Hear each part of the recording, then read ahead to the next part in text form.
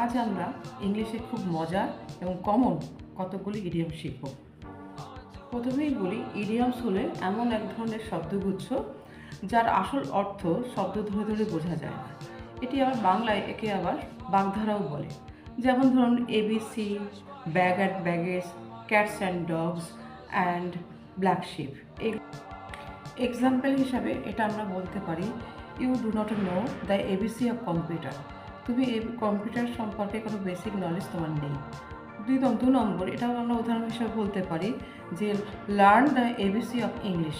ইংলিশের তোমার basic knowledge তুমি শেখা উচিত। সেকেন্ড হলো ব্যাগ অ্যান্ড ব্যাগেজ, অর্থাৎ তল্পি তল্পা সহ। ইংলিশ হলো উইথ অল বিলঙ্গিংস।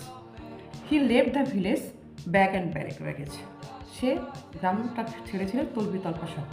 থার্ড হলো ব্ল্যাক শিপ, অর্থাৎ কুলাঙ্গার, ডিসগ্রেসড মেম্বার।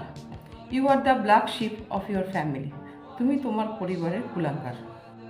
ফোর্থ হলো ক্যাটস অ্যান্ড ডগস, মানে মুষলধারে বৃষ্টি, heavily rain. It has been raining cats and dogs since morning. সকাল থেকে মুষলধারে বৃষ্টি হচ্ছে। তাহলে এই ABC, bag and baggage, black sheep and cats and dogs, এগুলো যদি আমরা শব্দ ধরে ধরে অর্থ করতে চাই, এটা কিন্তু অর্থ একই রকম নয়। এর অর্থগুলো সম্পূর্ণ ভিন্ন ভিন্ন। আজকে এগুলোই আমরা বোঝার চেষ্টা করলাম। আশা করি ভালো লাগলো। যদি ইনফরমেটিভ মনে হয় তবে একটা লাইক, একটা কমেন্ট, একটা শেয়ার। Thanks for watching.